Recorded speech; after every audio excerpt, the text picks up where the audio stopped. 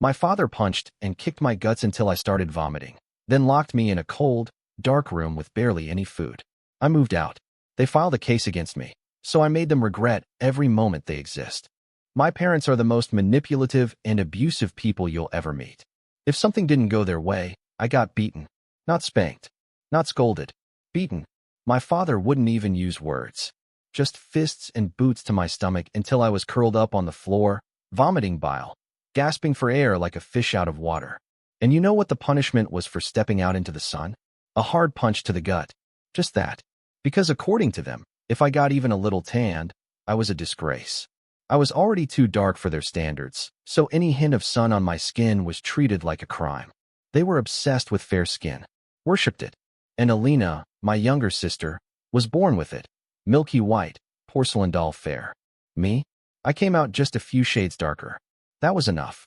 I grew up being reminded that I was the ugly one. The cursed one. The one that looked like the help, according to my mother. She'd spit that word like venom. You look like a maid. What did I do to deserve this embarrassment? They used to slather these homemade fairness creams all over my face. Mixtures that smelled like bleach and ammonia, bought in unlabeled jars from the backrooms of shady salons. Full of chemicals that were probably illegal. The stinging would start almost instantly. Sometimes I'd scream from how bad it burned. My skin would blister, red patches forming under my eyes, peeling across my cheeks. But they'd force me to keep it on. Beauty is pain, they said. Stop crying like a little brat. When I spilled food on the table, the punishment wasn't a scolding. I got locked in the basement. A freezing, pitch-black room. No windows. No lights. They knew I was terrified of the dark. That's what made it so perfect for them. No food. No water. No blanket. Sometimes for 2 days straight. They'd only open the door to mock me. Throw in a piece of stale bread like I was some stray animal. In summer, when other kids were running around outside with iced lollies and flip-flops, Alina and I were being fed a strict diet of skin-lightening foods, raw papaya, bitter gourd juice, white rice with no salt. My mom read it all on some sketchy forum run by beauty-obsessed housewives. She'd yell at us if we even looked at something with turmeric in it. That stains your skin yellow. Do you want to look diseased? Once, on my birthday, a classmate gifted me chocolate. I took one bite. My father saw the wrapper, and his eyes went red. No words. Just a backhand across my face, so hard it split the skin near my mouth. The bruise didn't fade for weeks. When guests came over, they put on a show. My mom would kiss me on the cheek like we were best friends, call me her sweet little girl, while my dad played the loving, doting father. They dressed Alina and me in matching outfits like we were two trophies. All smiles, all lies. The moment the guests left, it would start again. The cleaning, the inspections, the criticisms. Why did you slouch? Why did you talk like that? You embarrassed us. They were the type to hold grudges over facial expressions. I remember once I actually laughed, at a cartoon on TV when I was 10. My dad was already in a mood that day. He pulled the plug out, dragged me into the hallway, and beat me until I stopped crying. Told me I was laughing like a beggar child. Alina saw all of this. She got some of it too, but never like I did. She was the favored one, the fair one. My mother used to say she was born to bring honor to the family. But I saw how scared Alina was. How she avoided eye contact when I was being hit. How she covered her ears when the screaming got loud. And I hated her for it, sometimes. For surviving in silence. Still, she was the only one who ever slipped me food under the basement door. Or brought me cold water when my face was bleeding. They'd make us set alarms at 2 a.m. to refresh our skin. We had to wake up, wash our faces with milk or ice water, massage in some new glow serum, and go back to bed like nothing happened. If we skipped it, we were called lazy, disgusting, ungrateful. My mom kept a notebook tracking our routines, down to how many minutes we spent in the sun each week. I lived like a prisoner. But worse than that, I lived like someone who believed they deserved it. That's the part I'm still trying to forgive myself for. There was one day, I think I was around 12, when I really started to realize how deep their lies ran. It was Christmas. Lights everywhere, cinnamon sugar cookies cooling on the counter, neighbors stopping by with wrapped gifts and fake smiles. Our house looked like something out of a catalog. Garland draped over every doorway, the tree lit with warm golden lights, and a perfectly color-coordinated pile of presents underneath. My mom had Alina and me in matching dresses. mine a size too small. Hers fitted just enough to draw compliments about how elegant and grown-up she was becoming. Inside, I was in so much pain I couldn't even sit comfortably. The night before, I'd eaten a piece of chocolate from a gift basket one of my teachers had sent home. Just one. It had hazelnuts and this creamy filling that melted on my tongue. It was the only sweet thing I'd had in weeks. I should have known better. My dad found the empty wrapper in the trash and lost it. He dragged me into the kitchen, slammed my head against the pantry door, and yelled about how sugar ruins your skin, about how dark chocolate would stain me from the inside. Then came the slap, so hard it split my lip and knocked me to the ground. "You want to look like some filthy kid off the street?" he screamed, grabbing my arm so hard I thought it would break. "You want to be a nobody? Because that's what you're turning into." I remember the way the Christmas lights blurred through my tears. The sting of peppermint-scented floor cleaner mixing with blood as I lay there. The next morning, I had to smile for photos. Hold up the gifts I got: a scented lotion set, a new hairbrush, a book I'd never read. My mom curled my hair and powdered the bruise until it looked like a shadow. "Tilt your head a little," she whispered through clenched teeth. "Hide that ugly mark." Neighbors came by. My mom gave them hot cocoa. My dad played the piano. Everyone said we were such a well-raised, beautiful family. And I just stood there, a porcelain doll with cracks they couldn't see. That's what they were best at, hiding the cracks, making sure no one saw the rot underneath. My aunt eventually stopped asking questions. I think she knew, but she never said anything again after that birthday. Maybe she was afraid. Maybe she just didn't care enough. The illusion was everything to them. They built it like a fortress. We had to rehearse how we spoke to relatives, what words to use, what expressions were safe. They even taught us how to fake giggles. Alina got good at it. I never quite mastered it. They threatened us constantly. "If you ever say the wrong thing, you'll be out of this house. If you embarrass us, we'll leave you in the middle of nowhere. You think anyone will come looking for you? Maybe we'll just send you to live with your grandmother. Let her beat the ugly out of you." They said it like it was a joke, but there was always this undercurrent, like a knife just barely brushing your skin. You laughed when they laughed, or you paid the price.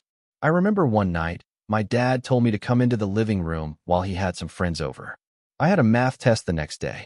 I asked, "Can I finish studying first?" Wrong answer.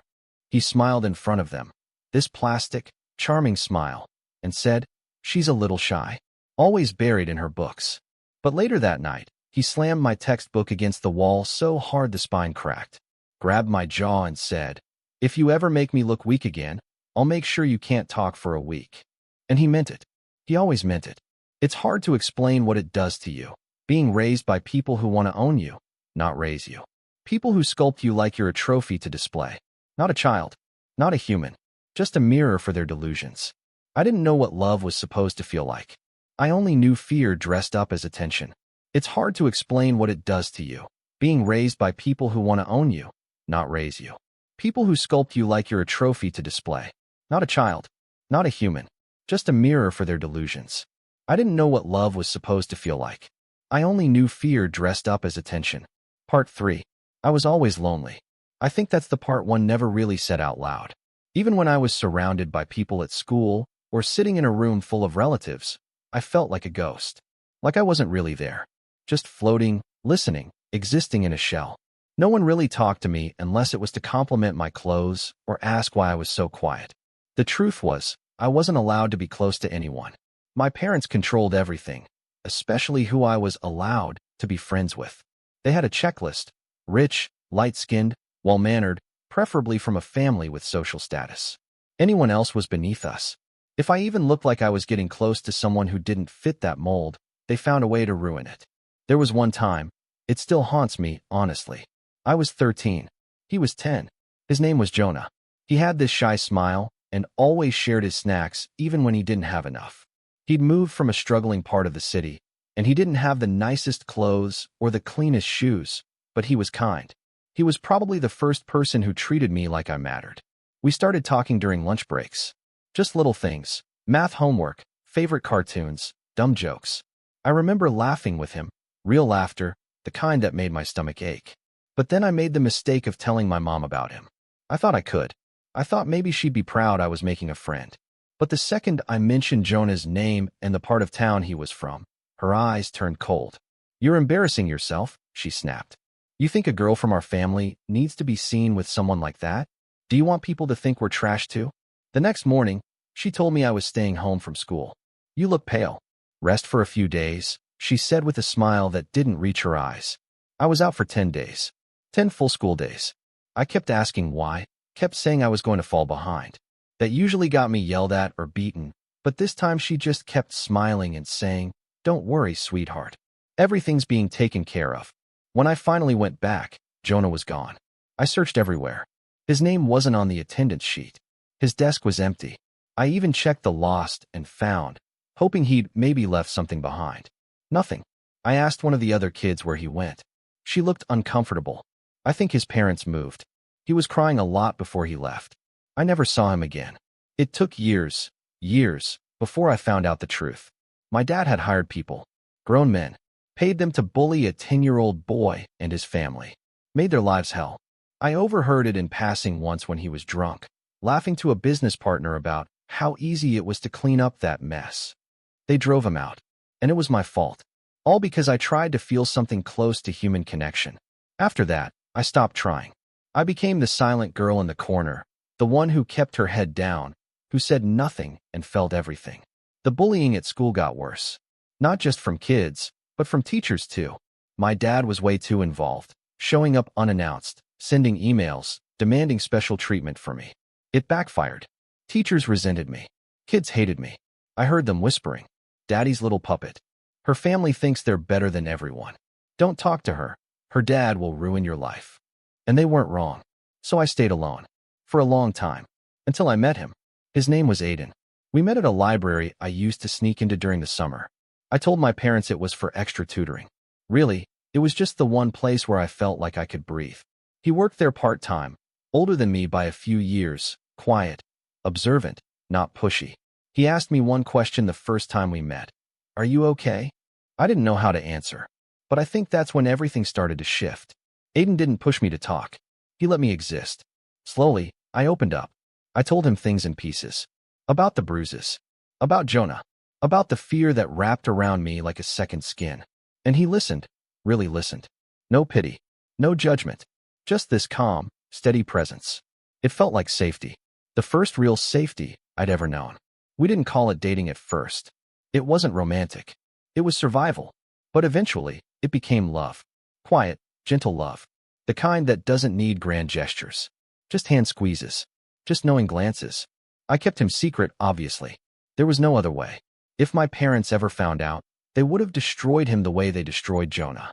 So we whispered. Passed notes. Hid messages in library books. And then we started planning. My escape. It sounds dramatic, I know. But it was exactly that. An escape. A rescue. Bit by bit, I started sneaking belongings to Aiden's apartment. A shirt here. A notebook there. My birth certificate. My ID. Things that wouldn't be noticed right away. We kept a calendar. Circled the day in red. Marked it with a tiny flame. Freedom Day. We had a plan. Leave at dawn. No goodbyes. No notes. No calls. Just disappear. Every heartbeat leading up to it felt like a countdown. Moving out wasn't some magical solution. It wasn't like the movies where you run away and everything gets better. It was hard. Messy. Scary. Aiden and I ended up in this tiny, rundown apartment above a garage that reeked of oil and mildew. The walls were so thin we could hear the guy next door snoring, and the plumbing made this awful rattling sound every time we flushed. There was barely room for 2 people to sleep, let alone live. We didn't even have a proper bed at first, just a mattress on the floor and a stack of milk crates we used as a nightstand. Money was tight, tighter than I thought it could be. We both picked up part-time jobs. He worked nights at a gas station, and I cleaned offices early in the mornings before school. There were days we only had enough for ramen and shared cans of soup, and weeks we had to choose between paying rent and refilling our prepaid phones. But it was ours. That freedom, even wrapped in struggle, was something I'd never tasted before. And for the first time, I started to believe I could actually live. Not survive. Live. The hardest part wasn't the money or the apartment. It was the constant pressure. The nonstop calls. My parents blew up my phone with a mix of rage, guilt, and fake sweetness. Voicemails saying, "We're not mad, just worried. Come home, and we'll forget everything. We miss you." followed by messages like, "You ungrateful brat. You'll end up in the gutter. We should have let you die the day you were born." Some nights I'd block their numbers, only to unblock them the next day just to see if they'd said something different. They never did. The tone changed. The lies didn't. We were scared, always looking over our shoulders. Aiden changed his car's license plates twice. We kept the curtains drawn. I didn't post anything online. No digital footprint. It felt like hiding from the law, but the law wasn't the threat. My parents were. And then one day, everything shifted. It was a cold morning. I remember because my breath fogged up as I stepped out. I had a sore throat and was walking back from the pharmacy, holding a small paper bag with cold meds and a microwavable soup. I wasn't thinking, just existing. That's when I saw her. Alina. At first, I almost didn't recognize her. She was thinner, her eyes dull. She had a bruise on her forearm and something red and puffy near her temple, barely hidden by her hair. She was standing outside a corner store, hugging herself against the wind. Still pale, still beautiful, but hollowed out, like a doll left out in the rain. She looked up. Our eyes met, and for a second, I froze. A million thoughts ran through my head. What if our parents sent her? What if it's a trap? What if just being seen with her puts us both at risk? So I did the only thing I knew how to do. I turned away. But then, I swear, it was just a glint of water in her eyes, not even a full tear, and something broke open in me.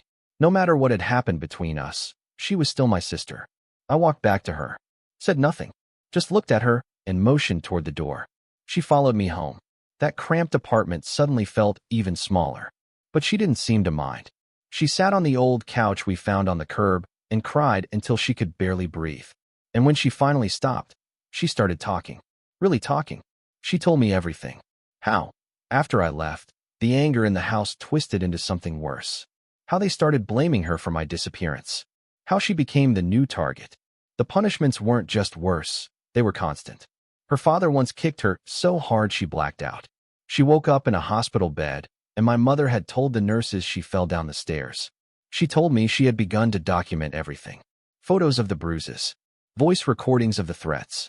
A secret folder she kept on a USB drive hidden in her school bag. She was scared, but she was ready. At first, my boyfriend suggested we hire a lawyer. Said we needed someone strong, someone who could fight for us. But we could barely afford dinner some nights. Rent alone took half our paychecks. We were sharing a mattress on the floor of a one-bedroom place that barely had hot water. A lawyer? That sounded like asking for a private jet. Still, we didn't give up. I stayed up that night scrolling through my phone, digging through forums and websites, and eventually stumbled across a support network for victims of child abuse. They offered legal help. Real legal help. Free. No catch. I reached out. Within a day, someone called. Then another. Then an advocate showed up at our apartment, listened to everything, and asked to see the evidence. When Alina handed over that USB drive, the woman didn't even blink. She just nodded and said, "We've got enough to start." The storm that followed. I don't think I was ready for it. Our dad caught wind of what was happening. Somehow, he found out we were pressing charges. He went into full panic mode. Started calling Alina nonstop, sending her long, dramatic messages about how she was breaking the family, how she was choosing lies over blood, how we were both going to regret this. Then he started trying to manipulate the evidence, deleting texts, changing phone numbers, even went to the police claiming we were trying to blackmail him. But it didn't matter. The truth had weight, and for once, it was heavy enough to crush the lies. They arrested him first for child abuse, domestic violence, and obstruction of justice. Then came our mother for knowingly covering it all up and, as it turns out, illegally importing and using banned cosmetic treatments on minors. Treatments that had permanently damaged my skin. Treatments that gave Alina infections, blisters, chemical burns. I watched them both get escorted out of their house in handcuffs. The same house where I used to dream of escaping. The same house where silence was currency and pain was routine. They left everything behind. The cars, the jewelry, the money. It was all seized. And guess who the court granted access to those funds? Us, their daughters. Because the assets were in our names. A twisted attempt by them to protect their empire from tax audits or legal scrutiny, thinking we'd never speak up. And now, that empire was ours. It didn't feel like victory. Not exactly. It felt like air. Like finally being able to breathe without checking your ribs to make sure they weren't broken. We weren't rich.